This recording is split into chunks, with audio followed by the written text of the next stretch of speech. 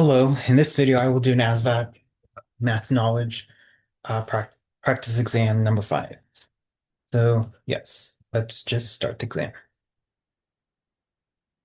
Okay, question 1 says the third root of 27 is, so they're not saying what that really means. The third root of 27 really means 27, I don't, the cube root of 27. Yes. So they're not saying 27 to the third power, they're basically saying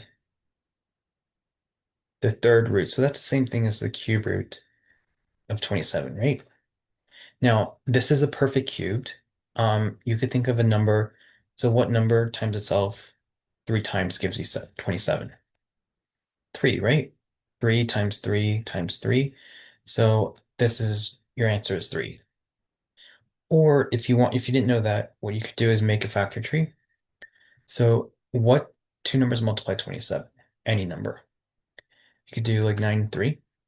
And then what you want to do is circle prime numbers. So 3 is prime because a prime number can only be times 1 in itself. Circle that. 9 is not. It could be broken down as 3 and 3. Then what you do is you see this little 3 here. That little 3 means you circle pairs of 3, not necessarily the number 3, but if, of your prime numbers, a pair of 3. So we have a pair of 3 right here. So what happens is this 3 and 3 and 3 just becomes 3. Okay, so that is why it's letter A.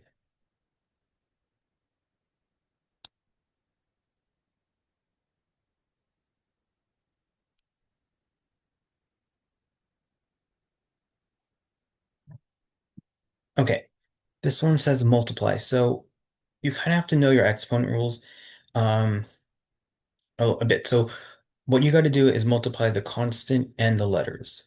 So if you recall multiplying with the same base, for example, x5 times x3, you must add the exponent. So this is really 5 plus 3, which is x to the 8, right? So the key is when you're multiplying exponents with the same base, you add the powers. So let's start with the constant. What is 4 times -2? -8. And then let's multiply our x's. So what is x, this x squared, I'll write it down here, times this x, or this really invisible x1? Yes, that's right. It's x cubed, right? 2 plus 1 is 3. And then what about your y's? What is y cubed times y2?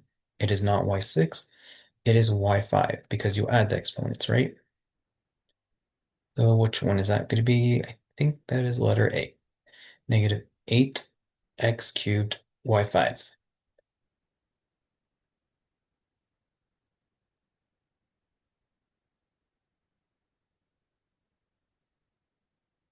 Okay.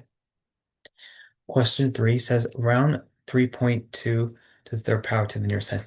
This, when I first did this problem, this does not mean 3 times 2 all raised to the third power. No, that's not what it means. It's really 3.2 to the third power, so be careful. So this is like saying, it's just like saying 3.2 times 3.2 times 3.2, right? So, and then round to the nearest tenth. So I don't think I can round. I don't think rounding will work in this problem. So what you got to do is just multiply it out. So we know how to multiply 3.2 times 3.2. I mean, if you wouldn't do the long way, it's perfectly fine. You still have time, right? 2 times 2 is 4. 3 times 2 is 6. Placeholder. 3 times 2 is 6. And then 3 times 3 is 9. Add it up. You get 4. 6 plus 6 is 12. Carry the 1, that's 10. Then what you do is circle how many decimal places. So this is a total 1. This is another 1, so that's a total 2. Okay, and then you do it again, 10.24 times it by 3.2, right? Okay. So if you recall when you're multiplying decimals, you don't have to line up the decimals unlike adding and subtracting decimals. Just make sure the one with the most sig figs goes on the top, and then one with the least sig figs goes on the bottom. So that's why 3.2 is on the bottom, and then you see how 4 and 2 are aligned. That's what you want. But the decimals do not have to be lined up. So continue multiplying. So 4 times 2 is 8. 2 times 2 is 4. 2 times 0 is 0. 2 times 1 is 2. Placeholder. 4 times 3 is 12. Carry the 1. 3 times 2 is 6, plus 1 is 7. 3 times 0 is 0. 3 times 1 is 3. Add them up. 8. 4 plus 2 is 6. 0 plus 7 is 7. 2 and 3. Then count how many total decimal places you have. This is a total 1, 2, and then another one, 3. So that means you're going to move it 3 places to the left. 1, 2, 3. Then my final answer is 32.768. But it says round to the nearest tenth. I didn't read that. So 7 is the tenths place. Look at the neighbor. 6 is definitely 5 and beyond. So it's going to be rounded to 32.8. Okay, letter C.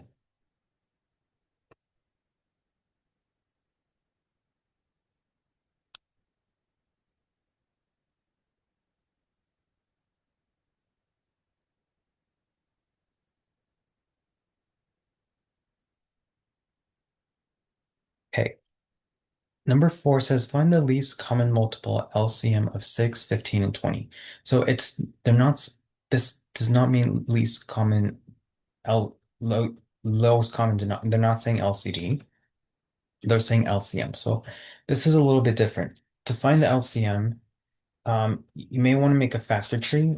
And what you want to do is pick the one with the repeating base of your prime numbers, but this time it's going to be the one with the highest power. So LCD was the repeating base with the lowest power. So LCM is the one with, so it's the repeating base. Let me write this down. So LCM, not LCD, is the repeating base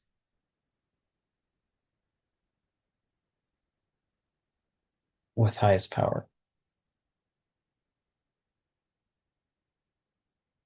Okay, what do I mean? So let's make our factor tree. So we have three numbers, 6, 15, and 20. So start with 6, which 6 is definitely not prime, so it could be, you can make a factor tree. What two numbers multiply 6? 3 and 2. So 3 is prime, circle it, 2 is prime. Okay. Now do the same thing with 15. What two numbers multiply 15? Definitely 5 and 3. 3 is prime and 5 is prime, right? And then the same thing with 20. What two numbers multiply 20? You could do any number you like. I'll do 5 and 4. 5 is prime, 4 is not. It could be broken down as 2 and 2. And now, so over here, so you have 5. So let's look at our prime numbers over here. For the 20, you have a prime number of 5, and then you have a repeating prime number of 2. So we can rewrite 2 and 2 as 2 square. Okay. What about 15? What are our prime numbers? It is 5 and 3. And then for 6, my prime numbers are 3 and 2. So now what we do is pick the repeating base with the highest power. So our bases are 3, 2, and 5. So any of them are repeating. Yes. I see a repeating base of 3, right? Yeah, it repeats more than once. Now pick the one with the highest power. Unfortunately, they're both to the power 1, so you're just going to pick 3 to the 1 or 3. And I also see a repeating base of 2, right? I see it right here and here, right? So pick the one with the highest power. Which one are you going to use? 2 to the 1 or 2 square? You're going to use 2 square. And then I also see a repeating base of 5 here and 5 there. Since they're both to the power 1, you're just going to do 5 to the 1. And then what you do is put it all together. What's 3 times 2 squared times 5? Well, that's 3. 2 squared is 4, and 5. Put it all together. 4 times 5 is 20. Times it by 3, that's 60. So my LCM is 60. Okay, so with this one, you just have to pick the repeating base with the highest power.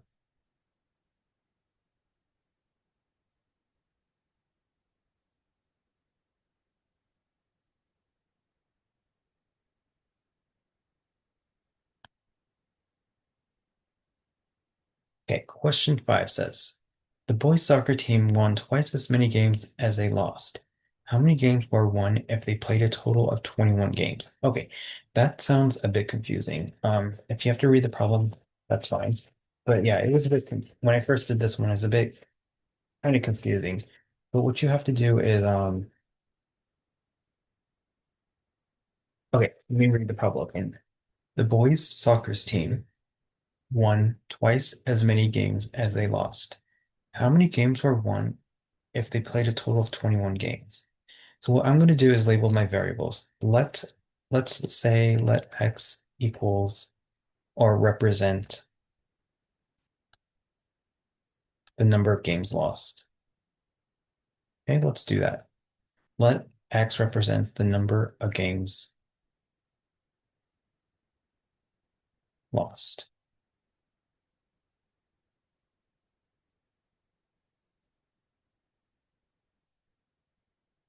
And then so what that means is so the total number of games played is the sum of the games won and lost. So yeah, that's another important fact. It says, so what we also need to know, so the total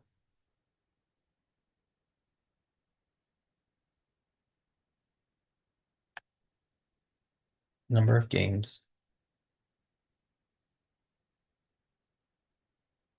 played is the sum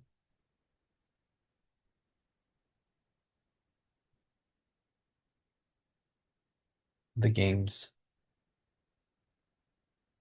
won and lost. So somehow we have to come up with an equation. So the boys soccer team won twice as many games as they lost. So when I hear twice as many games as they lost, and if x represents the number of games lost, that I could say at 2x, right? And if they won a total of games, I'm going to say equals to 21. And then they're saying if x represents the number of games lost, so we'll have to add an extra x because we don't know how many games lost, right? So our equation is going to be x plus 2x equals 21 because twice as many games as they lost, that would represent 2x. This extra x represents the number of games lost, and the 21 represents how many games in total. So what we're going to do next is we're going to find x. So what's 1x plus 2x? 3x equals 21. Solve for x, so you're going to divide this by 3, and you get 21 divided by 3 is 7. Okay, is that our answer? No. What they're trying to ask, how many games were won if they played the total? Yeah, how many games were won? So 2x, that's what we're going to plug that 7x. We're going to plug that back to this x into this 7 into this 2x because 2x represents as many games as twice as many games represents how many games they won, right? Because let me write this out. Since the number of games won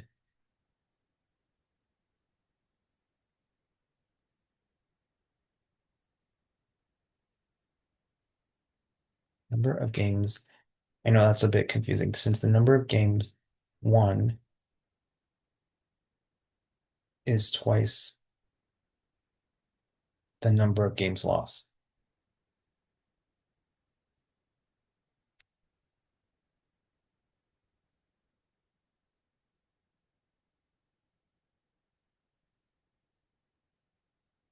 So that is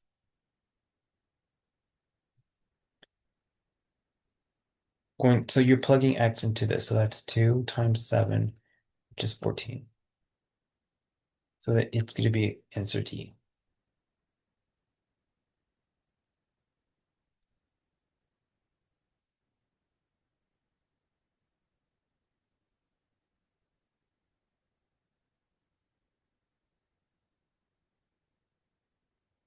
Question 6, simplify. We have x squared minus 9 all over x minus 3. So what you want to do is kind of factor the numerator out. So x squared minus 9 is a perfect square, meaning it factors out as x plus 3 times x minus 3, right? And on the bottom, it's just x minus 3, so it's just x minus 3. And what happens is this cancels, and now you're left with x plus 3.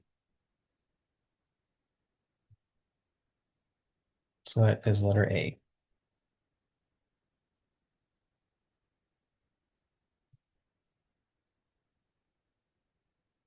Okay, so the key note for this one is you kind of need to know x squared minus 9 does factor out to x plus 3 times x minus 3 because it is a perfect square. So if you're curious what a perfect square rule is, it's this: a squared minus b squared equals a minus b times a plus b. Okay, so as you can see, our a value is x and our b value is not 9 but 3, because what number squared gives you 9? 3. And then just make it look like the right, and that's how I got x plus 3 and x minus 3.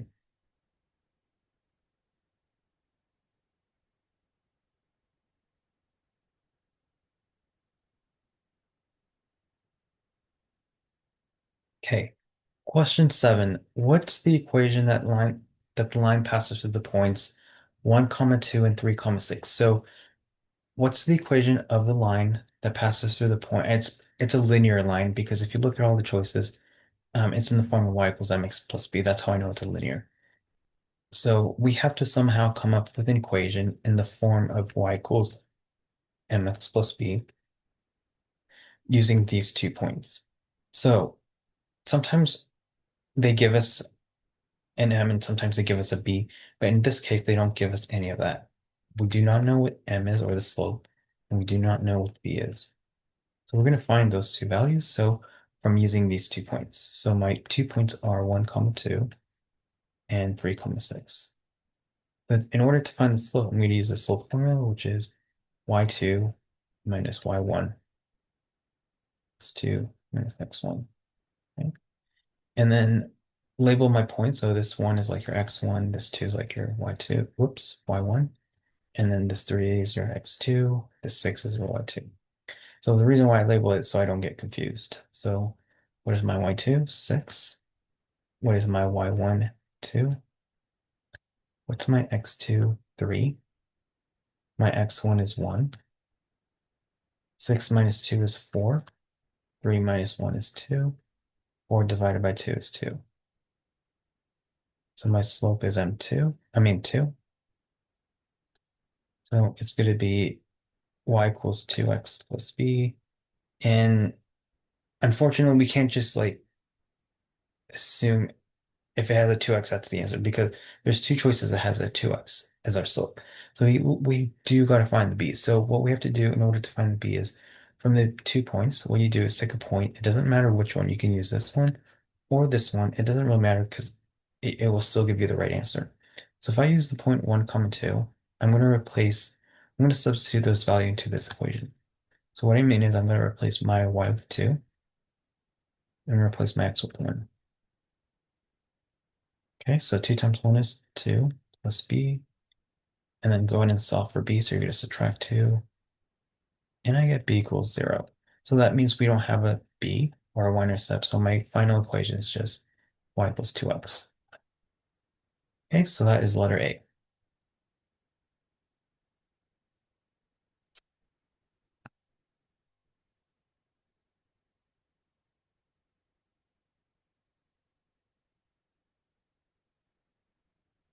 Okay, question 8, 2 times 4 to the third. You can write this as parentheses 2 to the 4 cubed. So what you got to do, or you could just look at this. What you got to do is kind of figure out. You probably know this, that you probably do the exponent first, then times it by 2, because of the order of operation Penn does, right? So we don't have a parentheses, but we do have an exponent. So that means we got to do that first. What is 4 to the third? Without a calculator, I know that's like same thing. 4 times 4 times 4. 4 times 4 is 16. 16 times 4 is 24. Carry by 2. 64. So 4 cubed is 64. And then what you got to do is do the multiplication. So times this by 2. What's 64 times 2? 4 times 2 is 8. 6 times 2 is 12. So that's 128.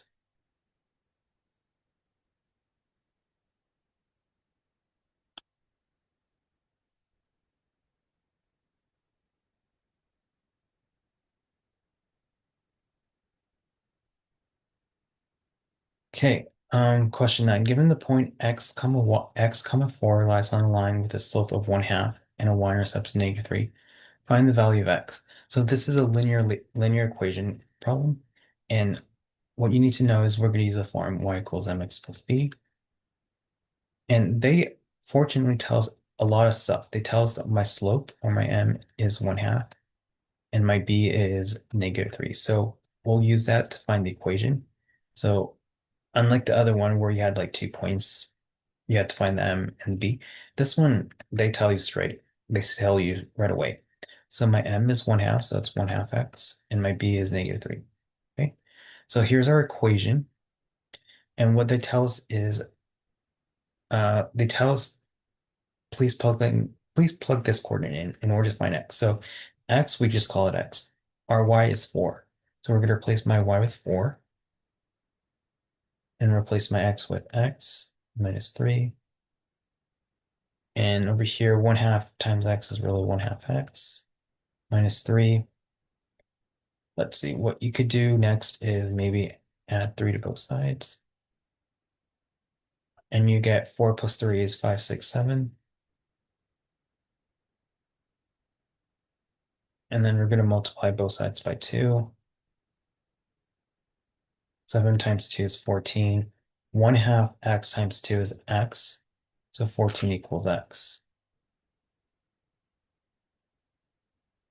Okay.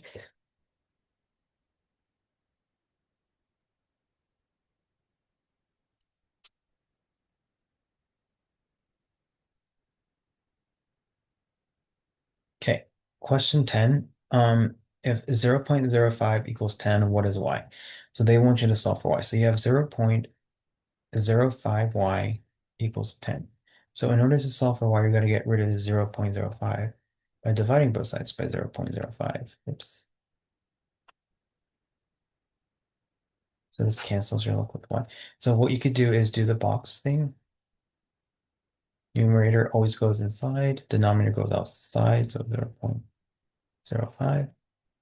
And what you want to do next is, you can't have a decimal here, so what you got to do next is move it 2 places to the right, right?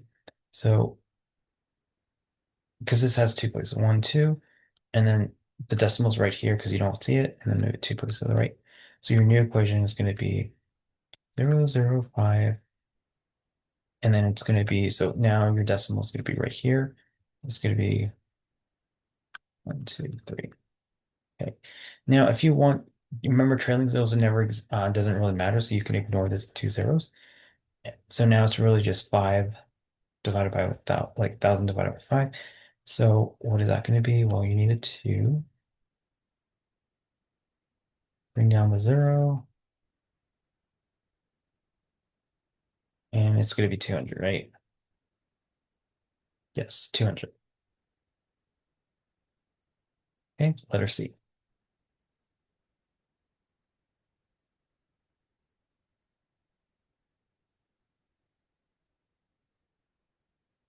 Okay, number 11. What is this a probability question? It says, what is the probability of a 6 twice rolling a 6 twice in a row using a fair 6-sided dice? So imagine you have a 6-sided dice, right? And yeah, so this dice has 6 sides. And I think what you're doing is rolling it twice. Wait, yes, I think we're rolling it.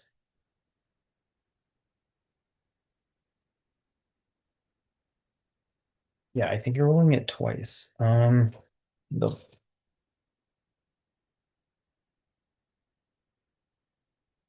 yes. So what I would do first is determine the probability of rolling a 6 on a single side roll. So a dice has 6 sides, right? So what I'm going to do is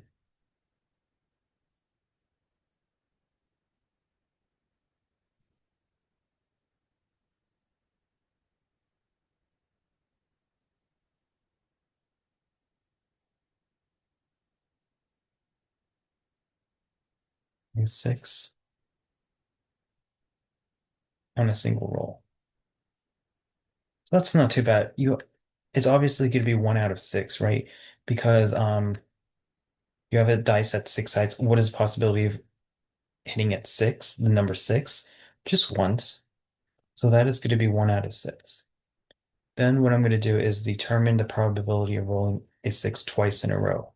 So, because you're rolling it twice, right? So determine.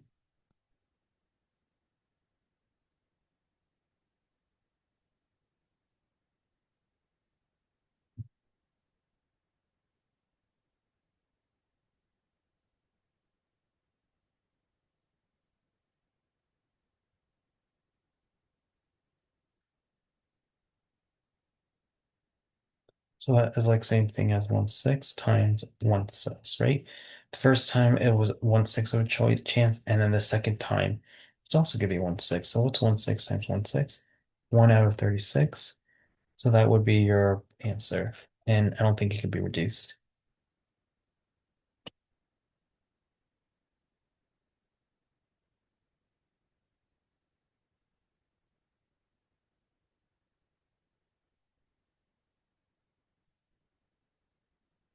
Question 12 says, find the area of a regular hexagon whose sides measures 4 centimeters.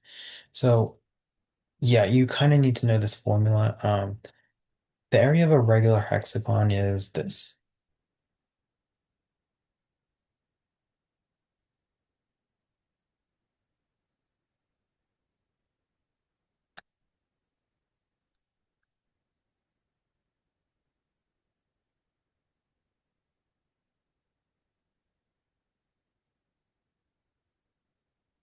3 square root of 3 times it by s squared all over 2.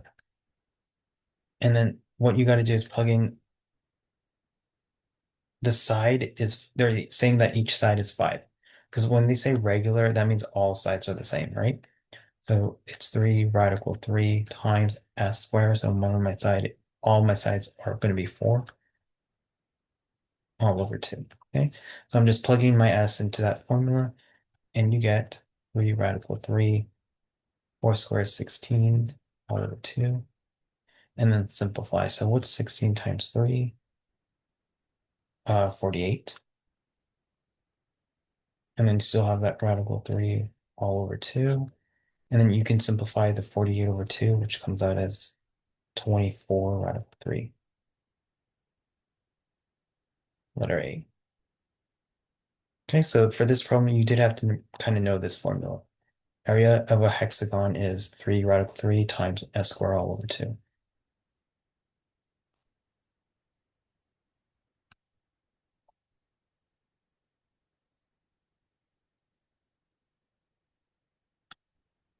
Okay, question 13, 10 yards plus 16 feet, divide all over 4 is equal to, if you look at all the choices, they're in feet. So what you have to do is convert this yard unit into feet, and then add the 16 and divide it by 4. So how do we do that? So what we need to know is, what is the relationship between yards and feet? I think, yeah, what is the relationship? Okay, so let's convert yards, this 10 yards into feet. So we know that 10 yards times, and then bottom, you put yards on the bottom because you want that yards gone, right? And then feet on the top. And then you can put a little invisible 1 under the 10 yards. And then what is the relationship between yards and feet? Well, we know that 1 yard is equal to 3 feet, right? So 1 yard here and then 3 feet on the top. And then the yards cancels. And then when you're multiplying fractions, you multiply across, not crisscross, but across. So what's 10 times 3? 30. And then what's 1 times 1? 1. So you're left with 30 over 1, or 30 feet. So 10 yards is equal to 10 yards is the same thing as 30 feet. So we replace 10 yards with 30 feet plus 16 feet all over 4. So what's 30 plus 16? 46 over 4, which is the same thing as 11.5 feet. Or it's also the same, 11.5 is the same thing as 11.5, right? So it's letter D.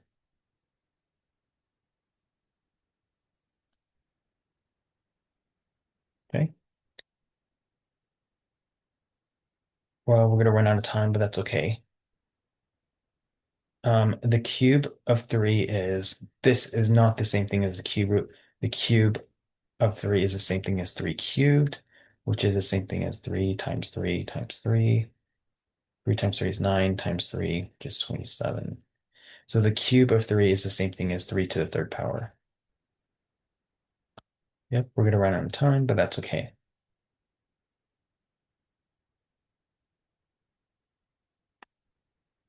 Okay, let's see if we could do this. I don't think we can, but if x equals 6, what is the value of y in the equation y equals x squared over 3? Oops. Yeah. Let me go over the last one. Okay. So the last one was this one, which is not too bad. So if x, in question 15, if x equals 6, what's the value of y equals x squared over 3 minus 4? So all you got to do is replace your x with 6, right?